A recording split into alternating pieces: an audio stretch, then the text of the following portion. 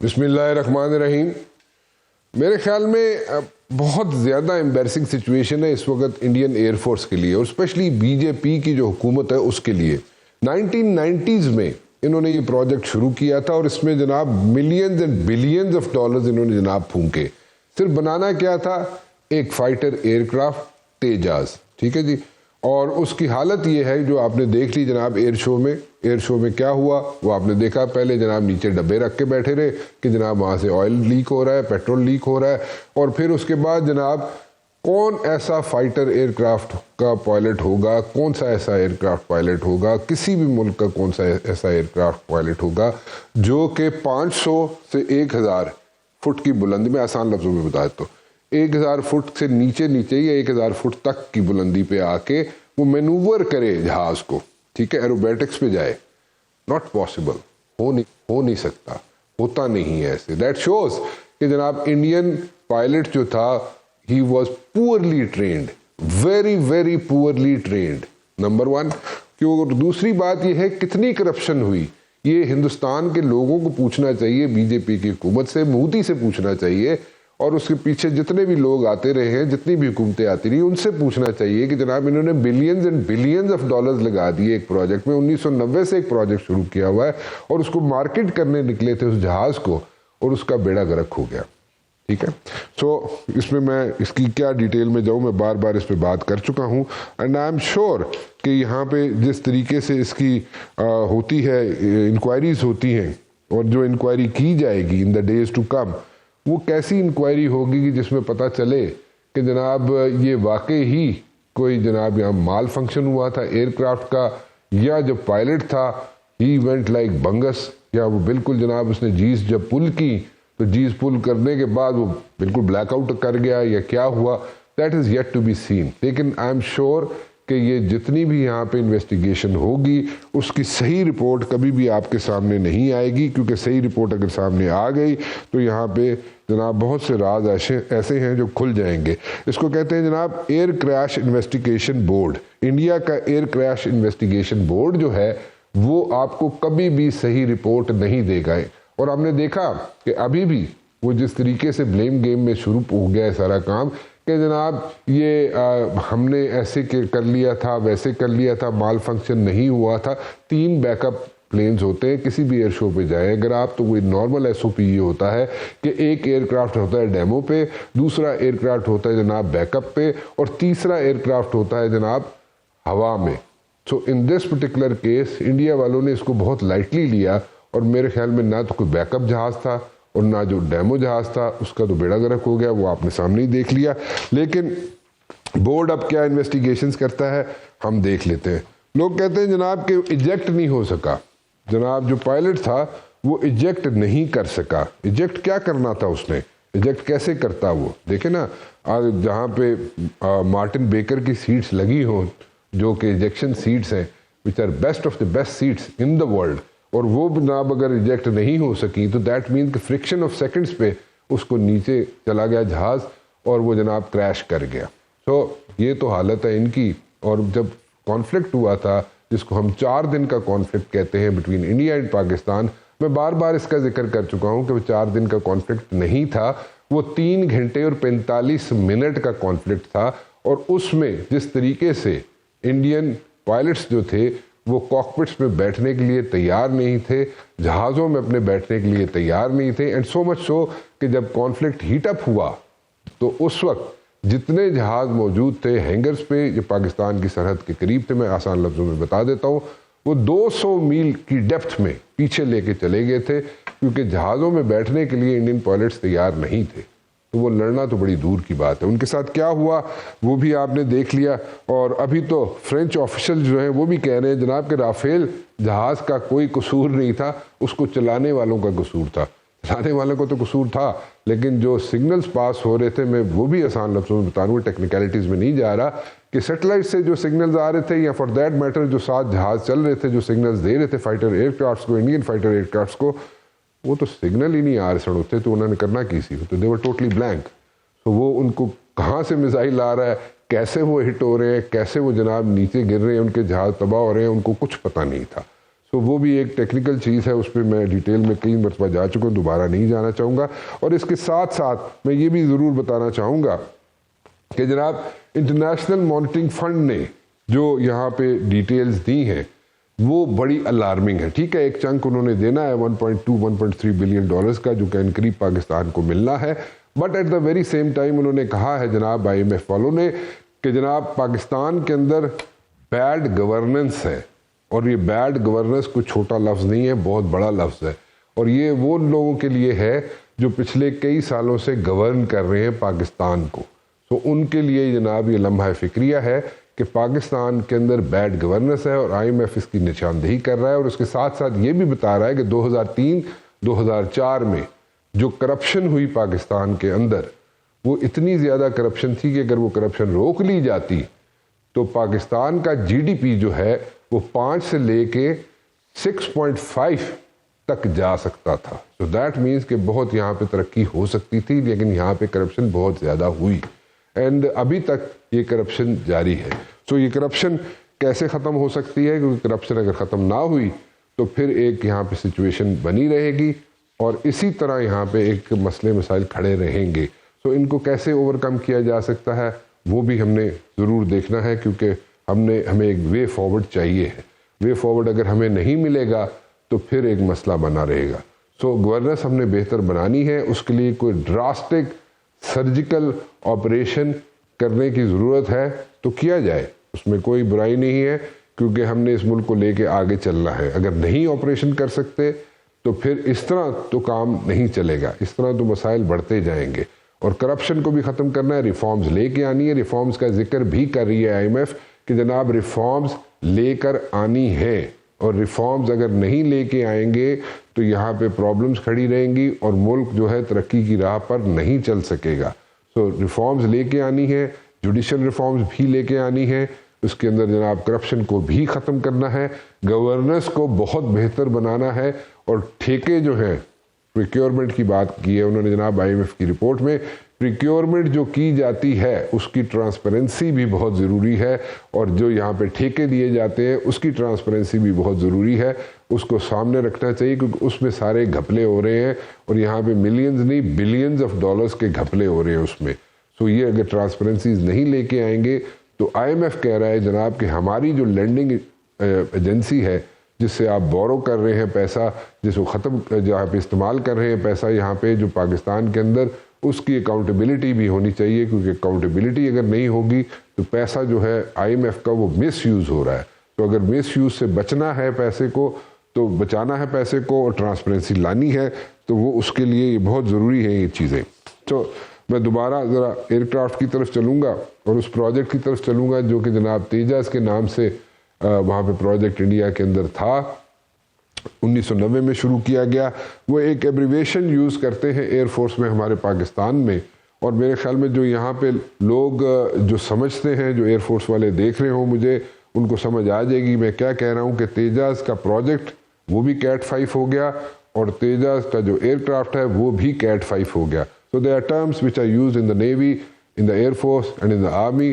तो जो कैट 5 वाली टर्म है वो एयरफोर्स में यूज़ होती है, नेवी में इन द बैरल कहा जाता है, और बाकी जनाब खाकी जो है वो यूज़ करते हैं रॉजर का नाम, रॉजर भी हो जाती है चीज़ें, लेकिन देन अगेन ये और चीज़ें हैं, मैं उसकी डिटेल में नहीं जाऊँगा। दीज आर द एब्रीवेशन जो यूज़ की जाती हैं, और ये फ़िलहाल मैं यही कहूँगा कि तेजा जो है वो कैट 5 हो गया।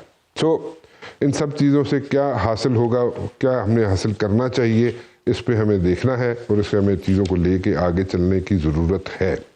नाउ इसमें कहा जाता है कि ये पायलट एरर था। अगर ये पायलट एरर था तेजस का, तो ये फिर 100% पायलट एरर नहीं कहा जा सकता जब तक जनाब जो एयर क्रैश इन्वेस्टिगेशन बोर्ड है इंडिया का वो जब तक नहीं बताता उस वक्त नहीं होगा। लेकिन मैं फिर रिपीट कर रहा हूँ, तीसरी मरतबा रिपीट कर रहा हूँ कि Indian air crash investigation board जो है वो कभी भी हकीकत हमारे सामने या लोगों के सामने या अपने अवाम के सामने नहीं लेकर आएगा, और इस इज़ वेरी अनफॉर्चुनेट। बात करनी है जनाब कि इंडियन पायलट्स जो हैं उनको मसले क्या हैं, उनके मसाइल क्या हैं, क्योंकि उनके मसाइल इतने सीरियस हैं कि उनको हैंडल नहीं किया जा रहा। उनकी ट्रेनिंग्स बहुत बुरी, poorly trained people. I would say aircraft Rafale is not a bad aircraft, but then again pilot उसमें मार खा जाते हैं, इंडियन पायलट्स मार खा जाते हैं। और मेरे ख्याल में दुनिया की जो मार्केटिंग कंपनीज हैं या दुनिया की जो बड़ी बड़ी यहाँ पे मिलिट्री हार्डवेयर की या फॉर दैट मैटर एमुनिशन की कंपनीज हैं, वो 10 मरतबा सोचेंगी आइंदा आने वाले दिनों में कि जनाब इंडिया को क्या असला बेचना है, क्या जहाज़ बेचना है, क्या नहीं बेचना है। सो ये सारी चीज़ें उनको देखनी पड़ेगी। तो बात करने की एक छोटी सी ब्रेक के बाद। सेनेटर हुमायूं मेमन साहब, कैसे हैं आप? खैरियत से हैं? शुक्र अल्हम्दुलिल्लाह सर। सेनेटर साहब, what do you have to say about this report?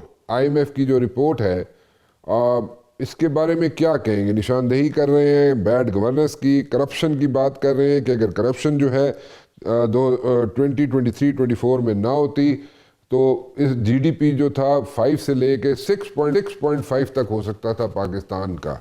सो अगर इन दोनों चीज़ों को अगर हम सिर्फ बात करें इन पे, तो what do you say about all these things? इसको कैसे लेंगे आप लोग? बिस्मिल्लाहिर्रहमानिर्रहीम, यका नाबुदु व यका नस्तईन। देखिए जी, ये प्रॉब्लम आज से नहीं है, ये हमेशा से था। और ये प्रॉब्लम बेसिकली अगर देखा जाए 3 चीज़ों पे डिपेंड करता है। एक, जो लोग बैठे हुए पावर में, जिसको हम एलीट कैप्चर कहते हैं, उसमें ये सारे आ जाते हैं। उसमें आपके जो जो बड़े बिजनेसमैन हैं, उनमें जो बड़े आपके क्या कह सकते हैं, लैंड ओनर्स है, कॉर्पोरेट सेक्टर है, उसमें आपके मुख्तलिफ मिल ओनर्स वगैरह, वो सारे। और ये याद रखें, ये वो कहते हैं कि ये टोटल जो है ना तकरीबन $17 बिलियन को ये रफली ये कैप्चर करके रखते होते हैं। और ये UNDP की वो एक रिपोर्ट में भी दिया था। अब होता क्या है कि ये एलीट कैप्चर है और यही बैठे हुए पार्लियामेंट में, यही बैठे हुए मुख्तलिफ जगहों पे। तो ये जो डिसीजन मेकिंग होती है वो उसमें कॉन्फ्लिक्ट ऑफ इंटरेस्ट आ जाते हैं। मैं मिसाल दे देता हूँ। इस वक्त आपका प्राइम मिनिस्टर, इस वक्त आपके प्रेसिडेंट, इस वक्त आपके कितने मिनिस्टर्स हैं जो कि ओन करते हैं मेजर इंडस्ट्रीज को। तो वो क्या करते हैं, कंपटीशन नहीं आने देते। वो क्या करते हैं, डिसीजन मेकिंग में वो चीज़ें आ जाती है कि जो कि उन्हीं को फायदा देती है। ये एक चीज़ है। उस लिहाज से जो मैं इदारे की बात कर रहा था, जब मैं NLC की बात करता हूँ, ये उसमें करता हूँ, दे आर वंडरफुल कंपनीज। लेकिन है क्या कि उनको बगैर कंपटीशन के उनको चीज़ें मिल जाती। तो पाकिस्तान के अंदर एक जो कंपटीशन है वो डेवलप नहीं होता। वो क्या करते हैं, वो सारे ये जो कॉन्ट्रैक्ट्स है वो ले लेते हैं और उसके बाद वो सब कॉन्ट्रैक्ट उन चंद लोगों को दे देते। जैसे अभी सेनेट में देख लें, इस वक्त सेनेट में देखिए कितने मीडिया हाउस वाले लोग सेनेट में बैठे हुए हैं। उन सबका कॉन्फ्लिक्ट ऑफ इंटरेस्ट है। या पार्लियामेंट में बैठे, उन सबको कॉन्फ्लिक्ट ऑफ इंटरेस्ट है, क्योंकि ये खबरें शबरें सारी जो होती हैं उनको आई एम श्योर कहीं ना कहीं से उनसे जाता होगा। फिर आपकी जितनी इंडस्ट्रीज है, आपके जितने टोबैको है, आपकी जितनी लैंड है, आपकी सब चीज़ कर ले। मैं मिसाल एक और दे देता हूँ कि पाकिस्तान में 75% जनरली, अब ये कर ले, 75% of the households own no land in the country. 75% कुछ नहीं होता। अच्छा, उसके बाद जब हम इन चीज़ों को करते हैं तो आपका जो 5% टॉप का 5% है वो तकरीबन 65% ऑफ द इकोनॉमी का कंट्रोल करता है। अब ये एक कॉन्फ्लिक्ट ऑफ इंटरेस्ट आ गया जिसकी बेसिस में गवर्नेंस इशू आ जाते हैं, क्योंकि यहाँ पे आपके लोगों को कॉन्ट्रैक्ट मिलते हैं। तीसरी चीज आ जाती है, वो है आपकी जुडिशरी। हमारी जुडिशरी हमेशा से कॉम्प्रोमाइज थी, आज पहली बार नहीं है, लेकिन अब हमने उसको बिल्कुल ही ताबे कर दिया एग्जेक्टिव के। और एग्जेक्टिव में ये लोग बैठे हुए हैं। और क्या ये कहां से कर सकता है? ये बेसिक चीजें हैं, बेसिक फंडामेंटल चीजें हैं। बाकी नंबर्स हैं, ये बेसिक फंडामेंटल चीजें हैं जो उन्होंने पॉइंट आउट किया। अब उसकी एक मिसाल है, वो कहते हैं कि अगर आप 5.4 trillion rupees, 5.3 trillion rupees recover कर रहे हैं, आपको नहीं पता कि एक्चुअल अमाउंट ऑफ जो करप्शन है वो कितनी है। एक रफ एस्टिमेट ये है, ये एक साल की मैं बात कर रहा हूं, 23-24 की बात कर रहा हूं। इस एक साल में अगर हम 5 करते हैं तो रफली हमें पता है कि 20%, 10%, 20% वो दे देते, 80% रख लेते हैं। तो अगर हम उस फॉर्मूले या 40% के भी फॉर्मूले करके देख ले, आपका तकरीबन 15 से 20 ट्रिलियन रुपीस का आपका गबन हुआ। पाकिस्तान का टोटल कर्जा कितना है? 25-30 ट्रिलियन है। सो आपका, आप ये समझ ले 80% या 70% ऑफ जो गबन है या जो चीजें जा रही है वो आपका एक साल में ही हो रही है। तो 2 साल में आप कितना कर लेंगे? इन 3-4 सालों में रफ एस्टिमेशन ये है कि तकरीबन 17 से 20 बिलियन डॉलर्स हम कितना कर्जा ले रहे हैं। हम लोगों ने IMF से कितना कर्जा लिया है? 3-4 अच्छा, मुझे सेनेटर साहब, what's the solution to all these things? देखें, अब ठीक है, अब ये आप एक पार्टी से आपका ताल्लुक है, लेकिन अब आप ये कहें कि जनाब नए इलेक्शंस करवा दिए जाएं या फिर आपकी पार्टी को लेके आया जाए पावर में, तो सब चीज़ें ठीक हो जाएंगी। लेकिन आप लोग भी जैसे देखिए, आप लोगों की, मैं ये नहीं कहूँगा कि आप लोगों ने ज़्यादा हुकूमत की, आप लोगों ने 3.5 पौने 4 साल हुकूमत की पीटीआई ने, लेकिन बाकी जो पार्टीज़ हैं उन्होंने कई कई दहाइयों से यहाँ पे लगे हुए हैं, बैठे हुए हैं। सो मैं आपको, सिर्फ आपको ब्लेम नहीं करूँगा, बाकी सबको भी ब्लेम करूँगा, आपको भी करूँगा, लेकिन उनको सबको ज़्यादा ब्लेम करूँगा। सो मुझे इसका कोई वे आउट बता दीजिए। देखिए, आपने अभी हमें बताया कि हमने 3.5 साल किए। अगर हम चले, हम ये कर लेते हैं 1985 से लेके हम कर लेते हैं, हम पोस्ट एक किस्म के आप पोस्ट भुट्टो एरा कर लेते हैं। अगर भुट्टो एरा कर ले तो बहुत ही ज़्यादा जाती हो जाएगी, लेकिन पोस्ट भुट्टो एरिया का कर लेते हैं। तो अगर हम इन 45-50 सालों में हम देखें, हमारा उसका बन जाता है ऑलमोस्ट अबाउट 10% भी हमारा नहीं बनता। जो हमारा टाइम पीरियड था 10% भी नहीं बनता। सो 90% जो ब्लेम जा रहा है वो उन पॉलिटिकल पार्टीज को जा रहा है, और ये वो लोग हैं कि जिनके प्राइम मिनिस्टर्स ने अपनी सीटें गंवा दी थी जस्ट बिकॉज के उनको कहा गया था कि भाई ये स्विस अकाउंट्स को आप हमें खत लिख कर देते। उन्होंने कहा मैं खत नहीं लिख कर देता क्योंकि मैंने प्रोटेक्ट करना है अपने लीडर को। तो उस लिहाज से चीजें। अच्छा, इसका अब अच्छा, हल वैसे मैं आपको गुजारिश करूं, वो स्विस की आपने अकाउंट्स की बात की, तो उसमें मैंने एक इंटरव्यू किया था उस वक्त के जो अटॉर्नी जनरल थे जिनीवा के, डैनियल ज़पैली को, और उस वक्त पीपल्स पार्टी की ही हुकूमत थी।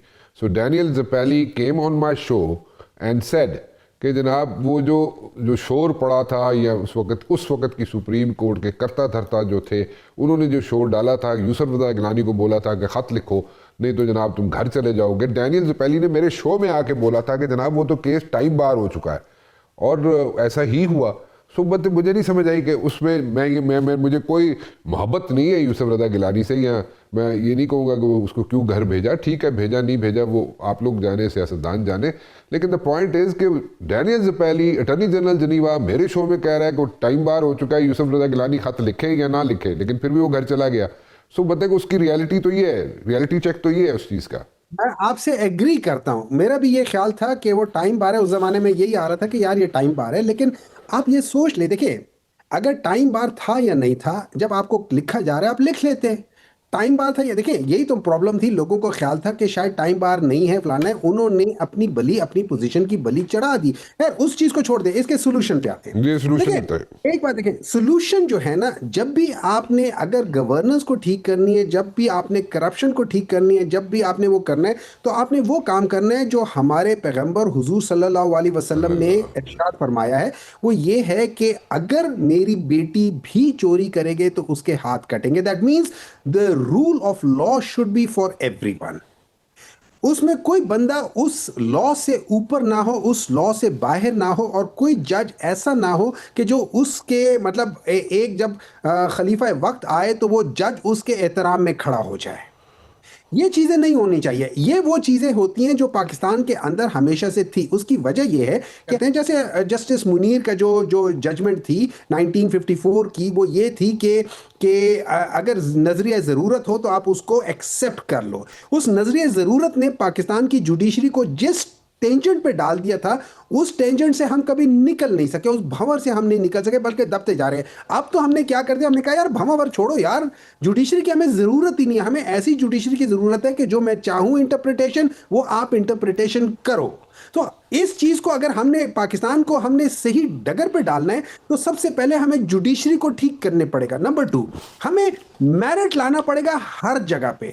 मेरिट का मतलब ये है, चाहे वो पॉलिटिकल मेरिट हो, चाहे वो पोजीशंस की मेरिट हो। ये ना हो कि जब हम कोई पोजीशन अनाउंस करें तो वो हम एक शख्स को सामने रखते हुए लॉ बनाए, एक शख्स को सामने रखते हुए वो पोजीशन की जो जो TORs होते हैं वो बनाए, या उसकी रिक्वायरमेंट्स बनाए कि भाई उसका कद 5 फुट 6 इंच और इतना होना चाहिए, उसका वजन इतना। वो चीज ना हो। जब आप मेरिट ले आएंगे ना, एक बात याद रखें, मेरिट वो चीज होती है कि जो कि किसी भी चीज को ले जाती है ऊपर।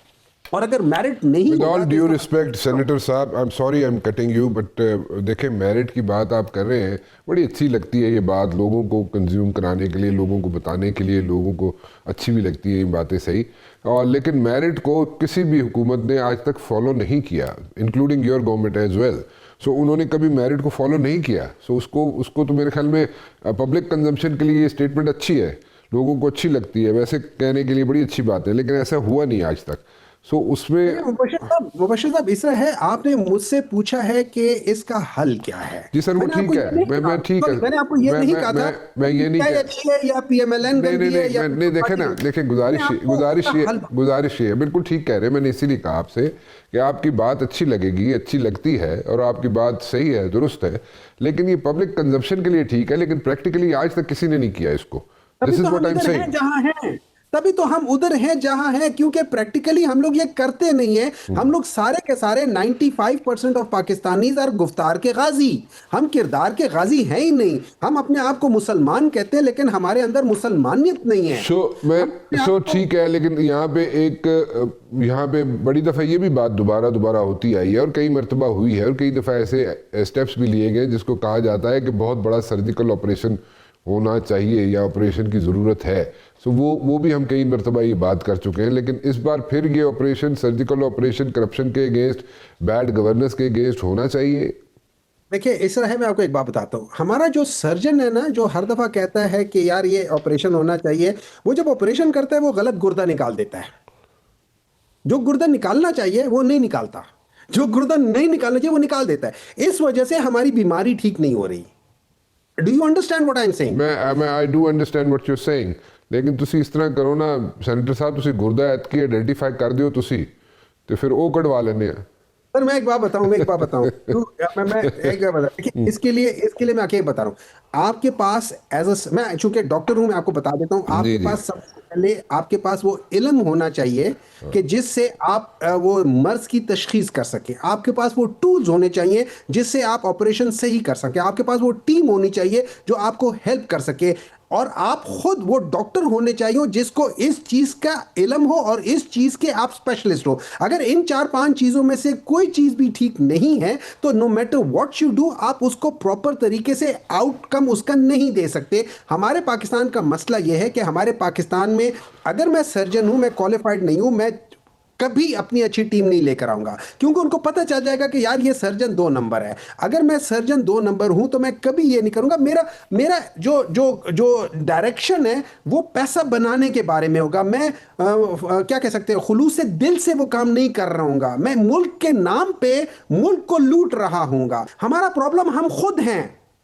ये बात आपकी दुरुस्त है सेनेटर साहब के, आप लोग जो है ना, आपका प्रॉब्लम आप लोग खुद है। उसकी वजह है क्योंकि जब आप लोग जाके नॉक करेंगे दरवाजे जीएचक्यू के, एमआई के दफ्तरों के, आईएसआई के दफ्तरों के पास जाएंगे आप लोग, और वहाँ भी जाके आप जिस तरीके, मैं आपकी बात नहीं कर रहा प्लीज़, मैं आपकी ज़ात की बात नहीं कर रहा, मैं कुछ पॉलिटिशियंस की बात कर रहा हूँ, बल्कि मेजॉरिटी ऑफ द पॉलिटिशियंस की बात कर रहा हूँ।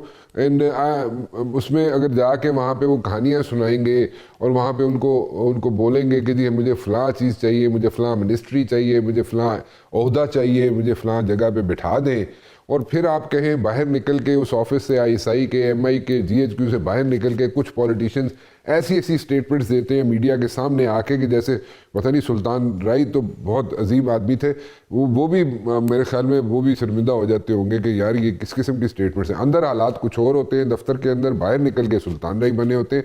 सो वो भी तो ज़रा रियलिटी है ना, that is also a reality check. Sir बिल्कुल सही बताया। असल में हमारा मसला ये है कि हम लोग यही सुल्तान राही वाली चीज़ है, और वही वाली बात है कि वो ऐसी चीज़ें कर रहे होते हैं कि जो कि एक्चुअली रियलिटी से दूर है। देखिए सिंपल सी बात बताता हूँ, पाकिस्तान के अंदर प्रॉब्लम जो है ना, 3 चीज़ें हैं। नंबर 1 एक पावर सेंटर्ड है, नंबर 2 जुडिशरी है, नंबर 3 डेमोक्रेसी है, नंबर 4 मीडिया है। ये चारों चीज़ें जो है ना, अगर मैं ये समझ ले कि मैं जुडिशरी को कंट्रोल कर रहा हूँ, इसका मतलब ये है मैं मीडिया के ऊपर कंट्रोल कर रहा हूँ। अगर मैं मीडिया के ऊपर कंट्रोल कर रहा हूं, इसका मतलब है मैं डेमोक्रेसी के ऊपर कंट्रोल कर रहा हूं। और ये चीज एक विशियस साइकिल है। तो अगर मेरे लिहाज से मैं ये 3 चीजें कर रहा हूं, तो जो एलीट कैप्चर्ड है वो हमेशा रहेगा, क्योंकि वही जुडिशरी पे वो करता होता है, क्या कह सकते हैं, कोशिश करता है कि उसके ऊपर हावी रहे। उसी की वजह से वो मीडिया को कंट्रोल करता है। उस मीडिया को कंट्रोल करने की वजह से वो डेमोक्रेसी को कंट्रोल करता है। और डेमोक्रेसी अगर नहीं होगी तो no matter what you do, आपके अंदर प्रोग्रेशन नहीं आएगी, आपके अंदर वो स्टेबिलिटी नहीं आएगी, जिसकी वजह से इकोनॉमी बढ़े, जिसकी वजह से मुल्क पले बढ़े और आगे जाए। This is the basic fundamental issue of Pakistan for since the inception of Pakistan. चलें डॉक्टर साहब, सेनेटर साहब, बहुत बहुत शुक्रिया आपका। एक ब्रेक की तरफ चलते हैं जी, और ब्रेक के बाद वापस आएंगे तो मेरे साथ मौजूद होंगे जनाब एयर मार्शल आमिर मसूद साहब। एयर मार्शल आमिर मसूद साहब, कैसे हैं आप? खैरियत से? जी अल्हम्दुलिल्लाह, thank you very much. Air marshal साहब, ज़रा हमें समझाइए कि ये तेजाज़, ये जो एयरक्राफ्ट है, फाइटर एयरक्राफ्ट, जो कि 1990 से जिस पे काम हो रहा है, इंडियंस काम कर रहे हैं, उन्होंने अभी तक इसमें क्या ऐसी चीज़ कर दी थी कि इसको एयर शो पे पहले तो लेके आ गए, ये यूएई के एयर शो पे लेके आ गए। सेकेंडली मुझे ये बताएं कि क्या माल फंक्शनिंग हुई एयरक्राफ्ट में?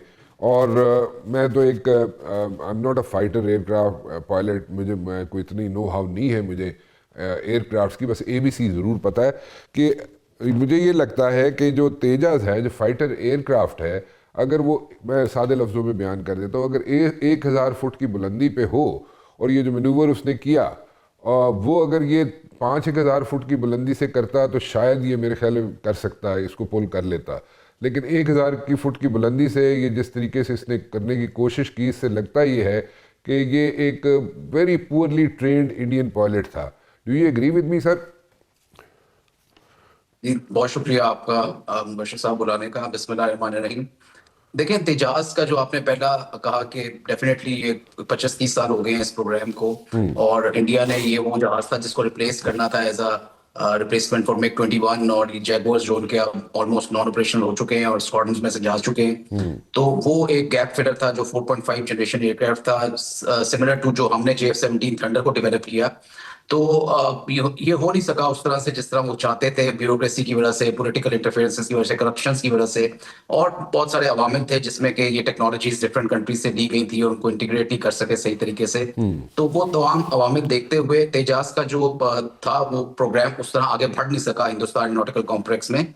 और आज जो है उसके तकरीबन कुछ 40 के करीब जहाज मौजूद हैं, जबकि पाकिस्तान फिजाइया ने JF-17 थंडर के तकरीबन 150 जहाज बना चुके हैं, और 4 ममालिक ऐसे हैं जो पाकिस्तान फिजाइया के अलावा इसको ऑपरेट कर रहे हैं, और numbers will increase over period of time. So ये तो है इसका बैकग्राउंड। देखिए, जब भी कोई मुल्क अपना जहाज लेकर आता है एयर शो में, तो वो उसका एक, आप कह रहे हैं कि बेस्ट ऑफ द बेस्ट जहाज भी होता है, और उसकी जो एरोबैटिक्स करते हैं पायलट भी होते हैं, उनकी बहुत ट्रेनिंग होती है। उसके बाद वो इंटरनेशनल अफेयर्स में जाते हैं, ताकि एक अननोन जगह पे जाके वो एक मेच्योरिटी के साथ और अपनी महारत के साथ वो तमाम एरोबैटिक्स कर सकें जो वो अपने एरिया में या अपने लोकल एरियाज में करते रहे हैं। तो उसके लिए बहुत ज्यादा ट्रेनिंग की जाती है। तो और जहाज की भी देखी जाती है, सर्विसेबिलिटी, रिलायबिलिटी, ये तमाम अवामिल। और जनरली 2 से 3 जहाज लेकर जाते हैं। वो एक जहाज जो होता है वो डिस्प्ले पे होता है, जो कि ग्राउंड पे होता है, और एक को एरियल डिस्प्ले पे इस्तेमाल किया जाता है और उसका एक स्टैंड बाय होता है। सो वो जो एयर डिस्प्ले होता है उसमें बेसिकली वो ये शो करना चाहते हैं कि हम किस कैपेबिलिटी रखता, ये जहाज क्या कैपेबिलिटी रखता है मैनूवरिंग की, स्पेशली क्योंकि मैनूवरिंग, एजिलिटी और ये तमाम जो डिफरेंट टाइप के कटिंग एज टाइप मैनूवर्स होते हैं, और ये शो करते हैं कि जहाज में कॉम्बैट परफॉर्मेंस उसकी कैसी है, उसकी एजिलिटी कैसी है, उसका टर्न रेडियस कैसा है, उसके different ability to handle the different regimes of manoeuvre वो कैसी है, और इसके इंजन में कितनी थ्रस्ट है, इसका एयरफ्रेम कितना एजाइल है और कितना मैनूवरेबल है। ये तमाम चीजें उस एयर शो में डिस्प्ले की जाती हैं। एंड ऑफ कोर्स उसके लिए पायलट का अच्छा होना और पायलट का महारत वाला होना बहुत जरूरी है। उसमें जो बेसिक फैक्टर होता है वो होता है पायलट की ईगो वाला एलिमेंट भी होता है। देखें, जब भी आप एरोबैटिक्स करते हैं, मैं खुद भी करता रहा हूं, तो एक चीज सिखाई जाती है कि पायलट जो है वो क्रैश जो है वो उस जगह पे नहीं करता जब वो नीचे आता है। वो जब टॉप पे पहुंचता है, स्पेशली लूपिंग मैनूवर्स पे, उधर उसने स्पीड और हाइट को देखना होता है और उसके मुताबिक अपने मैनूवर को एडजस्ट करना होता है। और इसी तरह जब वो मैनूवर कर रहा होता है तो उसमें हाई जीस इन्वॉल्व होती हैं, जिसकी वजह से किसी हद तक डिसोरिएंटेशन के अलावा जी लॉक एक फिनोमिना है जिसे कहते हैं जी इंड्यूस्ड लॉस ऑफ कॉन्शियसनेस, वो हो सकती है। और ये फिनोमिना आया था जब F-16 इंट्रोड्यूस हुए थे, जो कि बहुत मैनूवरेबल प्लेटफॉर्म था, जिसमें फ्लाई बाय वायर कंट्रोल था और 9 Gs की मैनूवरेबिलिटी की जा सकती थी। तो उसकी वजह से काफी सारे क्रैशेस हुए थे अमेरिका में भी, जो इस फिनोमिना की वजह से हुए थे, जिसमें पायलट ग्रे आउट होता है और फिर अनकॉन्शियस हो जाता है, क्योंकि खून की मिकदार जो है वो नीचे आ जाती है जब हाई चीज आप कैंसर होते हैं, और आप ब्लैकआउट हो जाते हैं। और फिर स्पेशली अगर आप ग्राउंड के बहुत करीब हैं तो आपके पास रिएक्शन टाइम नहीं होता।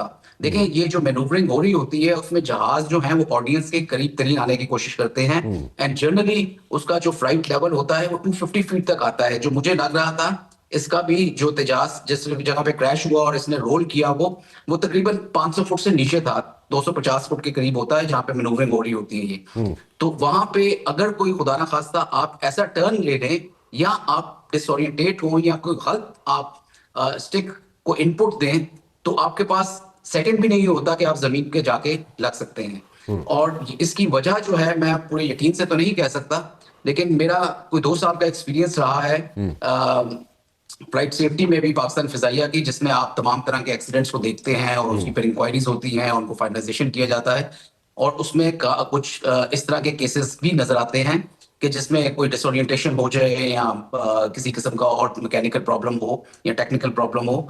तो इसको अभी फाइनलाइज करना शायद आसान ना हो। सिर्फ वीडियो को देख के हम ये जरूर कह सकते हैं कि उस स्टेज पे कोई इनपुट ऐसी जरूर आई है जो वो एक्सपेक्ट नहीं कर रहे थे, या अगर उन्होंने दी है तो फिर उनकी वो ओरिएंटेशन नहीं थी कि सेकंड मैनूवर इसको किस तरह से फॉलो अप करना है। तो वो इनपुट जो है वो मैकेनिकल या टेक्निकल प्रॉब्लम की वजह से भी हो सकती है और किसी हद तक जी लॉक वाला एलिमेंट भी हो सकता है। एयर मार्शल साहब, आपने तकरीबन 40-50 इन्वेस्टिगेशंस की हैं और आपके ख्याल में अगर जैसे ये क्रैश हुआ है तो डेफिनेटली यहाँ पे जो एयर क्रैश इन्वेस्टिगेशंस हैं बोर्ड है इंडिया का वो इसको इन्वेस्टिगेट तो करेगा। सो आपके ख्याल में ये सारी रिपोर्ट बोर्ड की कब तक आ सकती है सामने, एक्चुअल रिपोर्ट, या इसको मैनेज किया जाएगा, या how what do you think manage हो सकती है ये रिपोर्ट? आपके ख्याल में ये जो एयर क्रैश इन्वेस्टिगेशन बोर्ड है इंडिया का इसको मैनेज कर लेगा रिपोर्ट को, या वाकई प्रॉपर रिपोर्ट जो है वो सामने आने देगा, या हाउ डज इट वर्क? जी बिल्कुल सही आपने बात की। रिपोर्ट्स को मैनेज भी किया जाता है और डिफरेंट एस्पेक्ट्स को कई लोग छुपाने की भी कोशिश करते हैं ताकि किसी किस्म का कोई ब्लेम ना आए, वो एलिमेंट रहता है हमेशा। तो ये तो एक बड़ा एक नेशनल लेवल का वो है इशू के जिसको डेफिनेटली वो ह्यूमिलेशन से बचने की जरूर कोशिश करेंगे कि इस तरह ना हो कि जिसके ऊपर स्पेशली टेक्निकल इशू को सामने आए, बिकॉज ये वो जहाज है जिसको वो बेसिकली बेचने के लिए आए थे और वो कस्टमर्स की तलाश में थे और ये किक ऑफ नहीं हो सकता और टेक ऑफ नहीं कर सकता जस्ट बिकॉज जब तक कि इसको कस्टमर्स नहीं मिलेंगे, बाकी ममालिक जो हैं वो इसमें नहीं आएंगे और पार्टनर्स नहीं बनेंगे, मेरा नहीं ख्याल कि ये प्रोग्राम आगे चल सकेगा। This can be the last net in the coffin अगर ये किसी किस्म का टेक्निकल इशू निकलता है और वो उसको सामने लेकर आते हैं। जहां तक रिपोर्ट की ड्यूरेशन की बात है, देखिए 1 हफ्ते के अंदर बल्कि 2-3 दिनों के अंदर उन्हें बेसिक प्रिलिमिनरी रिपोर्ट पता लग जाएगी कि हुआ क्या था और उसकी फिर सब्सिक्वेंट डिटेल्स फाइनलाइजेशन चलती रहती हैं। लेकिन जहां पे इम्पैक्ट हुआ और जो वीडियो सारे मतलब 100 से ज्यादा तो वीडियोस डिफरेंट एंगल से बन चुकी हैं जो कि नजर आ रही हैं और बड़ी चीजें उससे पता चल जाएंगी और उसके अलावा कोई कॉल भी होगी जो आखिरी उन्होंने दी होगी किसी स्टेज पे और उस सीक्वेंस ऑफ मैनूवर्स का भी पता होगा इन्हें कि क्या होना चाहिए था इसके बाद और क्या गलत इनपुट थी या ठीक थी या क्या वजह। तो ये पता करना बहुत मुश्किल नहीं है after seeing the impact of the aircraft और ये वीडियो जो सामने वायरल हुई हैं इनको देखते हुए एग्जैक्टली पता लग जाएगा अगले 2-3 दिनों में और शायद मेरा ख्याल में पता चल भी गया हो इंक्वायरी टीम को अगर वो उधर पहुंच चुकी है और इन्वेस्टिगेशन शुरू हो गई है कि प्रिलिमिनरी तौर पे एक उसकी कॉज जो है वजह वो पता लग चुकी होगी और अभी एक्सपेक्ट कि ये मैनेज ना करें क्योंकि जब भी इस तरह की चीज को एक्सीडेंट्स को मैनेज किया जाता है तो उसमें सफर जो करता है वो सब्सिक्वेंटली पायलट होता है या वो प्रोग्राम होता है।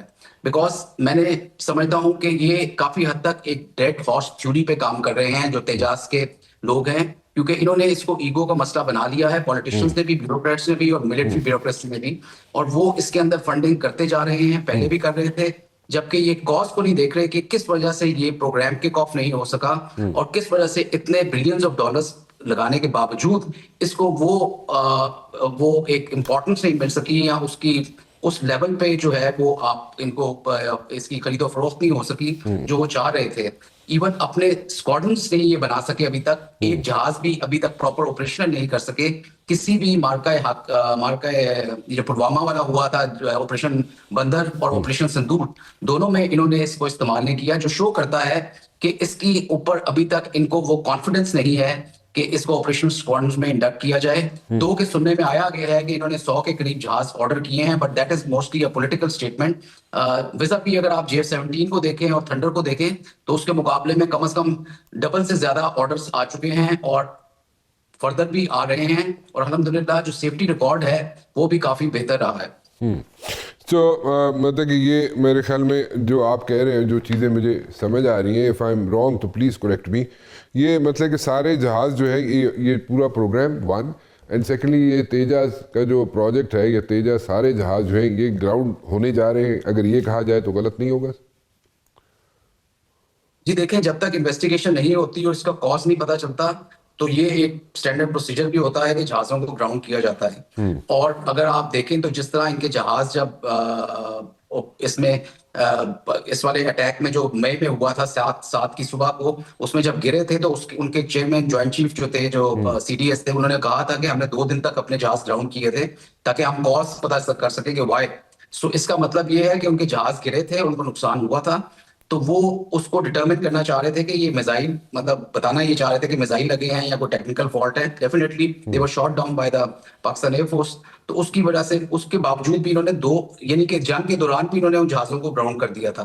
तो ये जब भी कोई एक्सीडेंट होता है किसी प्लेटफॉर्म का, उस सिस्टम को, फॉर एग्जाम्पल अगर वो मिराज है या Su-30 है या राफेल है, इनमें से किसी का अगर होगा एक्सीडेंट जिसकी कॉज नहीं पता चली होगी तब तक उनको वो प्लेटफॉर्म्स को ग्राउंड करते हैं और ये जानने की कोशिश करते हैं कि हकीकत क्या थी, और उसके बाद फिर करेक्टिव एक्शंस लेते हैं।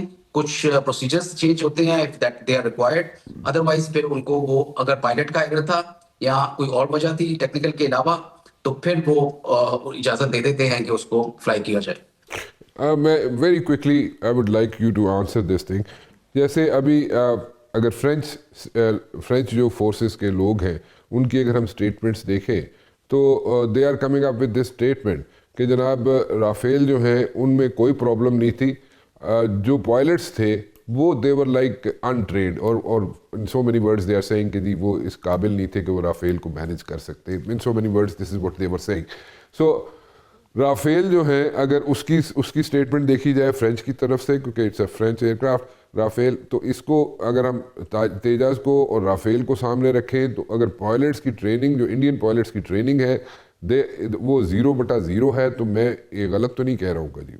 डेफिनेटली जितने मार्के हुए हैं, जितनी एंगेजमेंट्स हुई हैं, जितने कॉन्फ्लिक्ट्स हुए हैं, जितने इंडियन बैटल्स हुई हैं, उसमें अगर देखा जाए तो पाकिस्तान एयरफोर्स ने हमेशा बेहतर परफॉर्म किया है, और उसकी वजह डेफिनेटली हमारी ट्रेनिंग है, हमारी टेक्नोलॉजी है जिसको हमने कभी नहीं छोड़ा, हमारे इंस्टीट्यूशंस हैं जो बड़े स्ट्रांग रहे और जिनको हमेशा से एक पजीराई हासिल हुई और उन पे कॉम्प्रोमाइज नहीं किया गया as far as our standards are concern. तो वो चीज़ तो हमारी काबिलियत रही है अल्हम्दुलिल्लाह, जिसकी वजह से हमने हमेशा अपने सरहदों का, एरियल फ्रंटियर्स का दिफा किया है और उसको कभी भी हमने किसी तरह की आंच नहीं आने दी।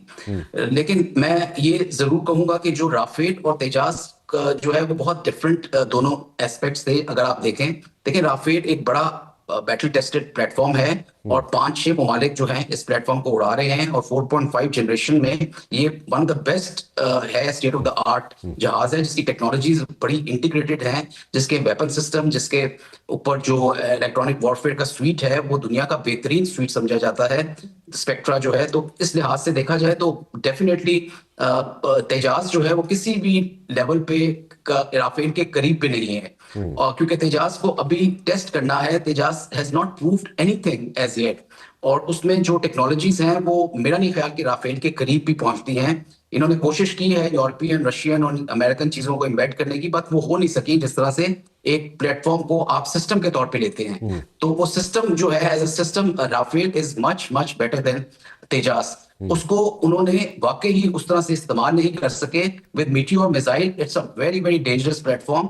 उसको वो एक मीटियोर नहीं वो फायर कर सके ऑपरेशन सिंदूर में, जो शो करता है कि उनकी जो कैंपेन प्लानिंग थी जिसमें 80 जहाज वो लेकर आए वो बहुत पुअर थी, और उनकी एम्प्लॉयमेंट जो थी वो उससे भी ज्यादा वीक थी। तो ये कभी कोई सोच भी नहीं सकता कि अगर वो अटैक करें पाकिस्तान पे उसका जवाब नहीं आएगा, और अगर वो जवाब के लिए तैयार थे तो फिर उन्होंने उस तरह से अपने जहाजों को या अपनी पूरी एम्प्लॉयमेंट स्ट्रेटजी जो थी वो बहुत वीक थी। ठीक। ये जो सिलसिला रहा है तेजाज का, ये क्रैश होना, जिस तरह मैंने आपसे जिक्र किया, ये एक टोटली इसको डिफरेंट पैराहे में देखना चाहिए। और ये वो डेफिनेटली इसमें भी पायलट के स्किल्स तो आते हैं, but I am not sure as yet कि उसमें किस हद तक पायलट का एरर था और किस हद तक सिस्टम का फ्लॉ था, क्योंकि Tejas as a weapon system या as a platform is also not very very tested sort of, उसमें फ्लॉज हैं, वीकनेसेस हैं जो कि हमें मालूम है कि वो मौजूद हैं, ठीक। और वो भी एक कॉज हो सकती है।